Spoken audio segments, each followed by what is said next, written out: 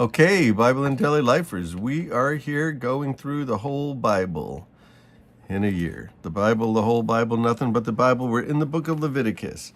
And this is going to be some of the hardest work that we're doing. We did some hard work in Exodus, but all of this is going to exist all the way through the Bible.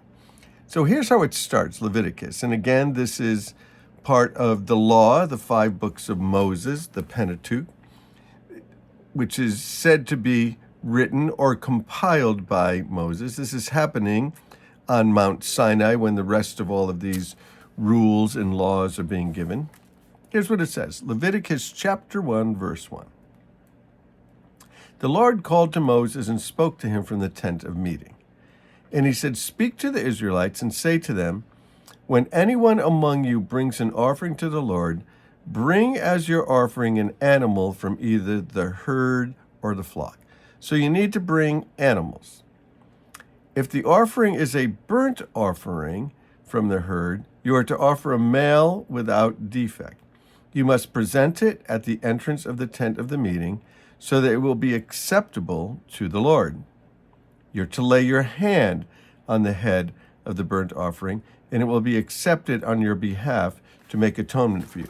Now that's kind of interesting, that this particular offering, you were to bring the animal, and then you were to place your hand on the animal. What's the significance of that? Sort of a transfer of sorts, right? I'm putting my hand on there, and I'm transferring my guilt to the guiltless animal. And so this will be a theme that goes all the way through the scripture, the transferring of my guilt to another, the transferring of my sin to another. Now, we're reading about burnt offerings, so let's read about them a little bit more, and then we'll talk about the other offerings here. To lay your hand on them will be an atonement, and so that will make me right with God. And you are to slaughter the young bull before the Lord, and then Aaron's sons, the priests, shall bring the blood and splash it against the sides of the altar at the entrance of the tent of the meeting. You're to skin the burnt offering, you're to cut it into pieces, and the sons of Aaron and the priests are to put fire on the altar and arrange the wood on the fire, so they're going to burn this. Then Aaron's sons and the priests shall arrange the pieces, including the head and the fat, on the wood that is burning on the altar, and you're to wash the internal organs and the legs with water, and the priest is to burn all of it on the altar. This is the burnt offering. It's an aroma pleasing to the Lord. Now, doesn't mean that the Lord likes to smell the offerings here. It's pleasing to him. Is the smell pleasing? Well, it says it is. But is probably something more here, that the intent is pleasing to the Lord. So let's read about the burnt offerings, then we'll talk about the other offerings. If the offering is a burnt offering from the flock, either the sheep or the herds or the goats, you are to offer a male without defect. Now, this was Jesus. He was the male without defect. He was perfect. And so they were supposed to look at these animals and make sure that they had no defects before they sacrificed them. This is the theme that's going to run all through the scripture, that Jesus, the lamb without defect, the perfect one. You're to slaughter at the north side of the altar before the Lord, and Aaron's sons and priests shall splash the blood against the sides of the altar.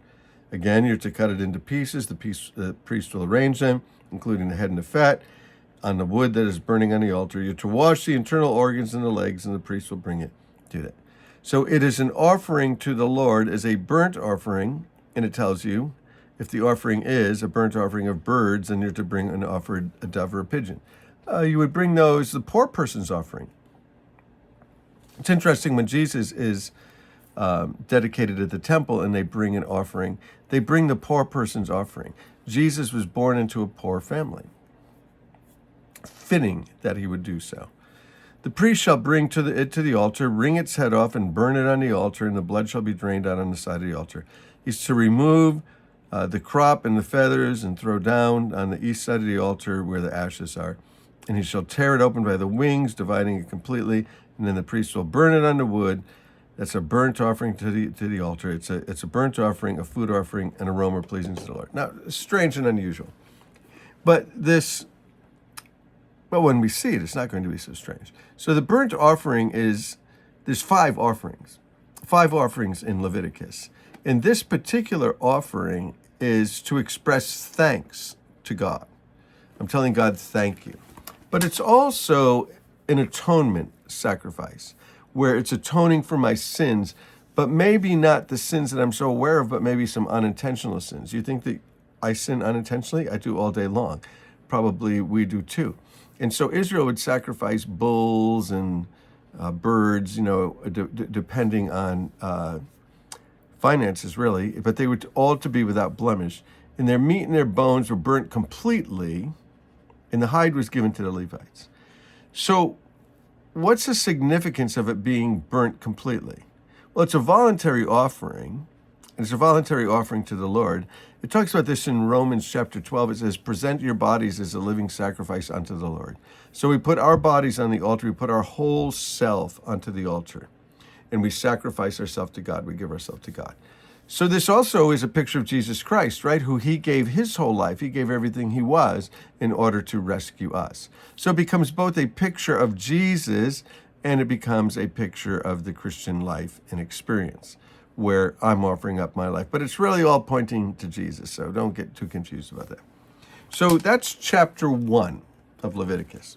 Chapter 2 has the grain offering, and it says much the same thing, except you're bringing grain this time, and you're bringing grain of the finest flour. This is also a voluntary offering, in which the worshiper offers up the fruit of the field in the form of a cake or a bread that you've made, and you bring it to the Lord and you give it to the Lord. And the grain offering was also accompanied by a drink offering, which would be a drink of wine.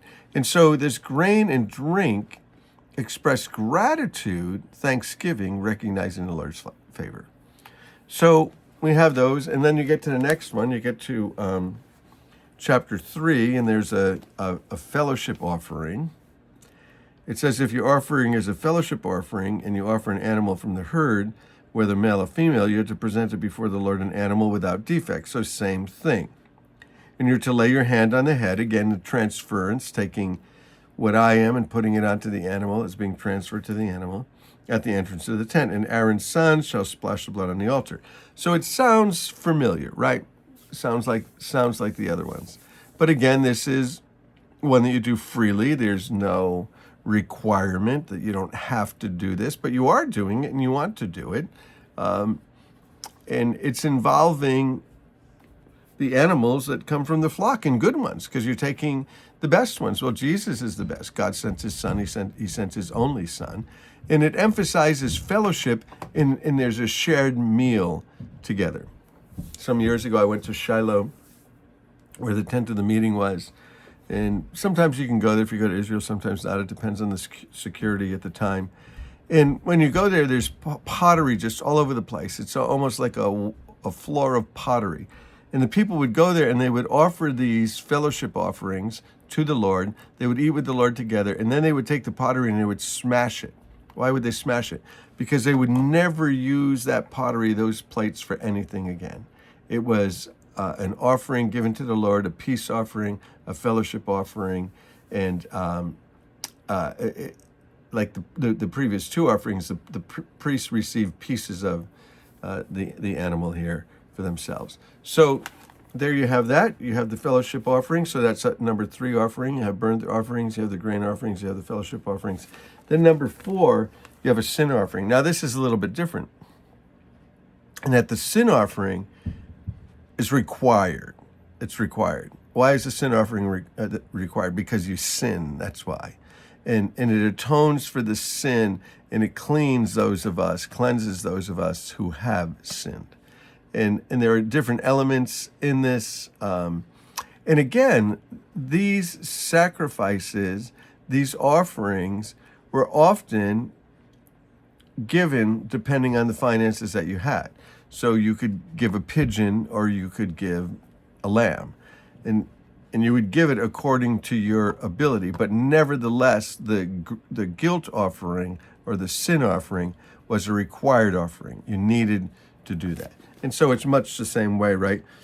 Chapter 4, verse 1, the Lord said to Moses, say to the Israelites, when anyone sins unintentionally and does what is forbidden in any of the Lord's commands, and then it goes on, if the anointed priest bringing the guilt on the people he must bring to the Lord a young bull without defect for the offering for the sin that he's committed. So you need to bring this. So there's that sin offering, and then it goes on, and there's actually another offering. It's the guilt offering or the trespass offering given to the Lord, and when anyone has been unfaithful to the Lord, sinning unintentionally. You see, you're finding that in chapter 5, the unintentional sins. Well, I'm sure we sin unintentional sins. And this sacrifice that you would bring would be the same thing. You would bring in an animal that was sacrificed for you for the sins that you didn't even know that you had done. So there you have those. The burnt offering, completely voluntary. The grain offering, voluntary, something that you're bringing and sharing with the Lord. The peace offering, and that shared together, sort of a fellowship offering, also the peace offering, fellowship offering, however you might want to call it. The sin offering, which is mandatory, and then the trespass offering. So there you have it. We'll go some more in Leviticus. We're going to do some hard work in Leviticus. It will bring us into the New Testament understanding of what in the world is really going on when Jesus comes on the scene. So love you guys. Let's move on. We'll talk about the priests in Leviticus next. Bless you, Leviticus.